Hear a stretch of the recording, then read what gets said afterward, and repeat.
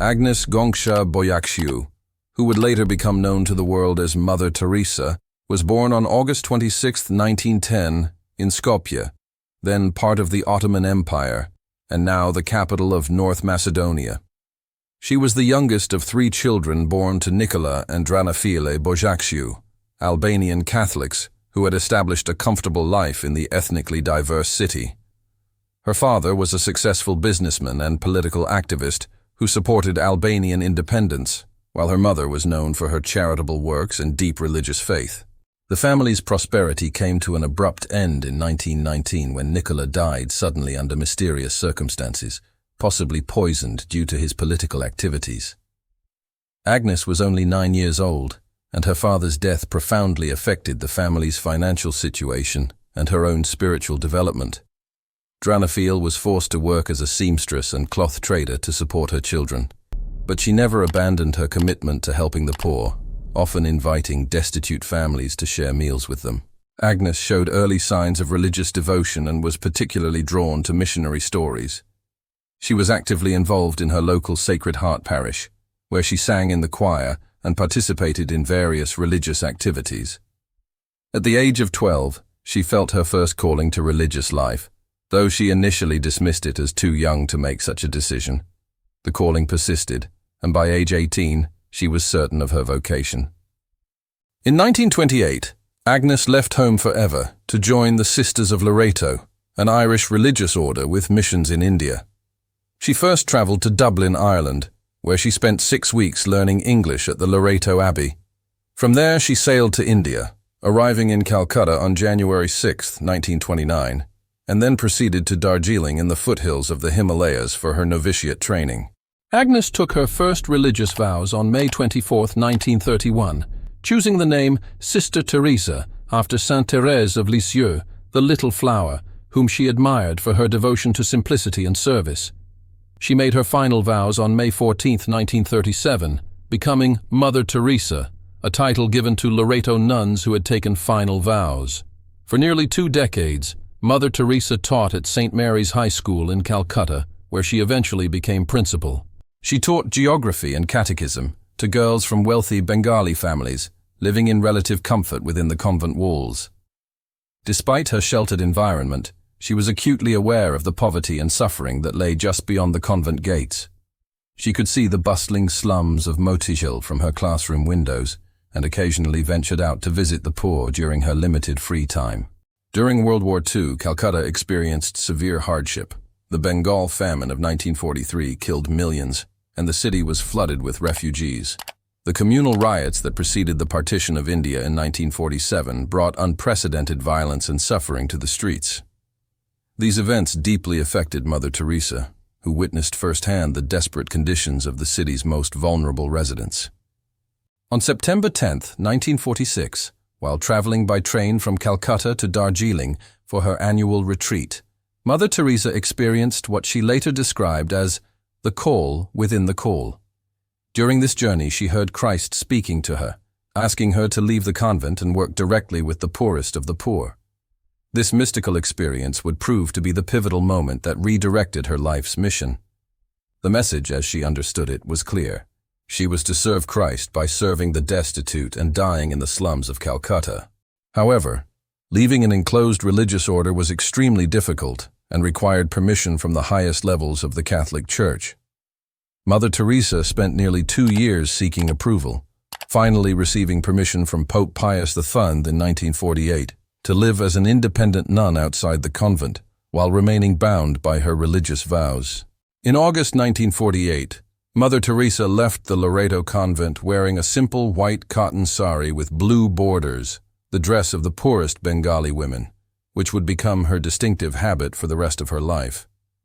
She had no income, no congregation, and no institutional support, but she was determined to serve the unwanted, the unloved, the uncared for. She began by opening a school in Motijil slum, teaching children to read and write using the ground as her blackboard.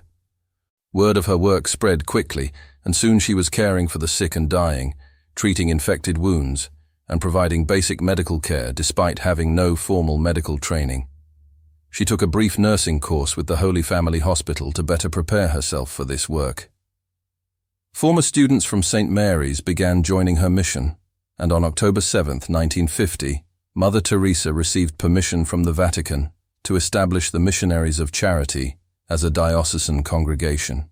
The congregation's mission was to care for the hungry, the naked, the homeless, the crippled, the blind, the lepers, all those people who feel unwanted, unloved, uncared for throughout society, people that have become a burden to the society and are shunned by everyone. The 1950s marked a period of rapid growth for the Missionaries of Charity. Mother Teresa established her first home for the dying in 1952 in a former Hindu temple that the city of Calcutta made available to her. She named it Nirmal Hriday, meaning pure heart or immaculate heart. The facility provided dignity and care for those who were dying alone on the streets, regardless of their religion or background. In 1955, she opened Shishu Bhavan, a home for orphaned and abandoned children. The facility not only cared for children, but also ran adoption and family assistance programs.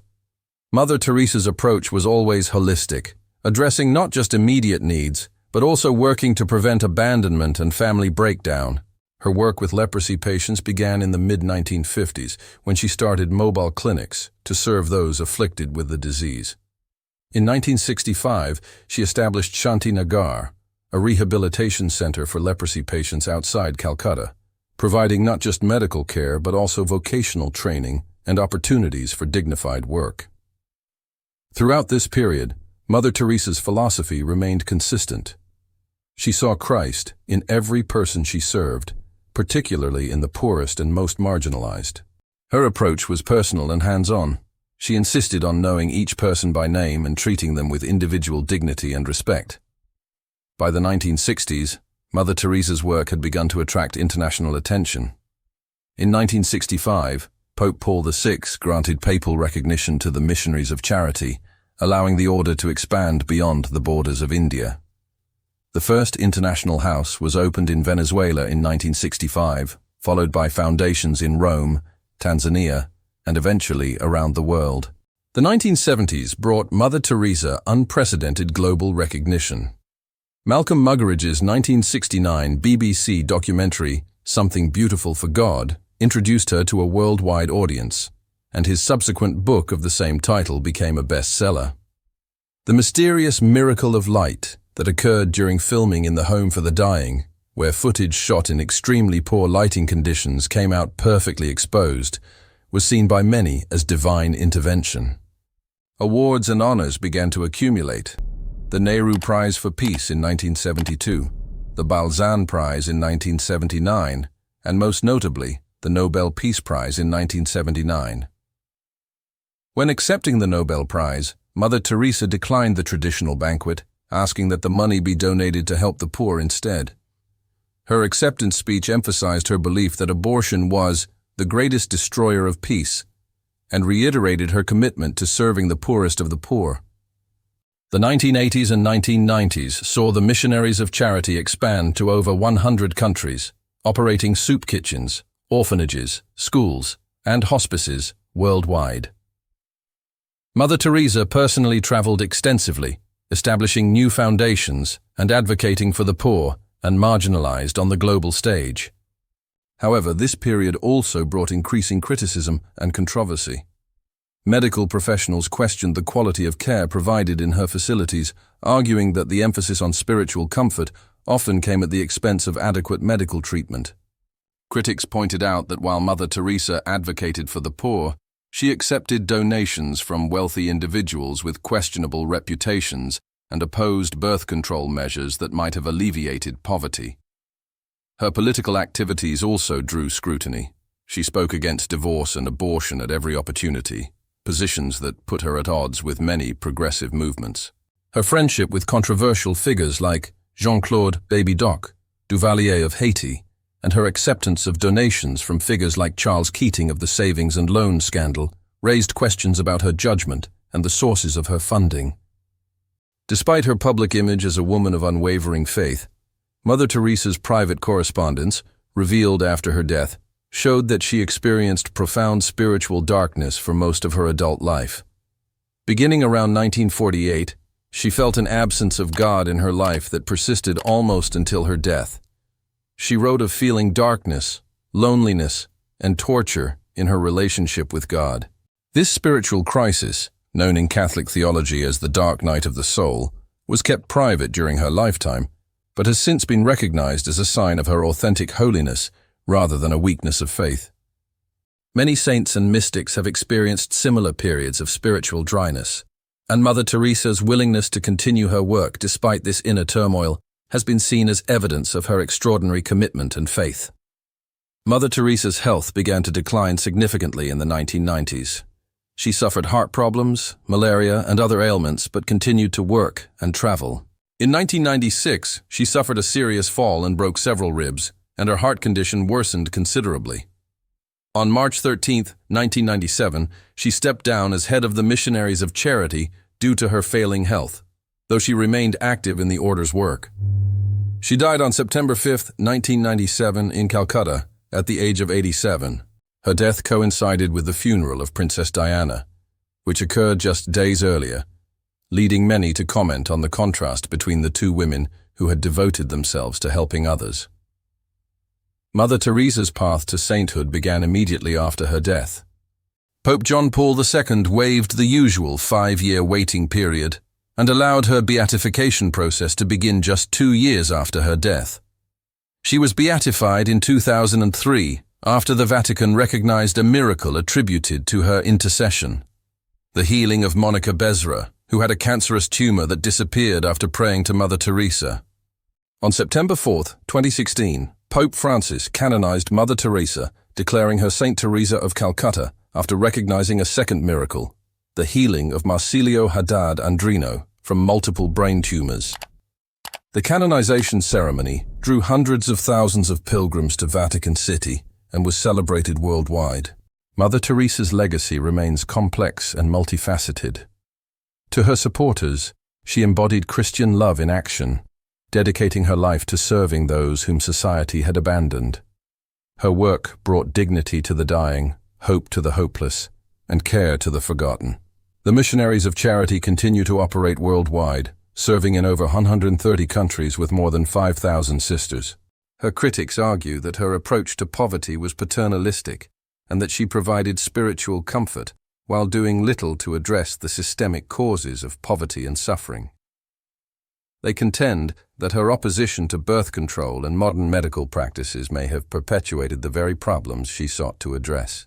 Regardless of these debates, Mother Teresa's impact on global consciousness about poverty and service cannot be denied. She transformed how the world viewed the poor and marginalized, making their suffering visible and demanding that they be treated with dignity and respect. Her life demonstrated that one person's commitment to love and service could indeed change the world. Her famous words continue to inspire. "If you can't feed 100 people, then feed just one," and "We can do no great things, only small things with great love." These simple yet profound truths capture the essence of her philosophy and continue to motivate countless individuals to serve others. Mother Teresa's story remains relevant today as issues of global poverty, inequality, and social justice continue to challenge humanity. Her example reminds us that holiness is found not in grand gestures, but in daily acts of love and service to those who need it most. Whether saint or controversial figure, Mother Teresa undoubtedly changed countless lives and left an indelible mark on the 20th century's understanding of charity, service, and human dignity. Thanks for watching. If you enjoyed this video, please like, share, comment, and subscribe to the channel for more engaging historical content.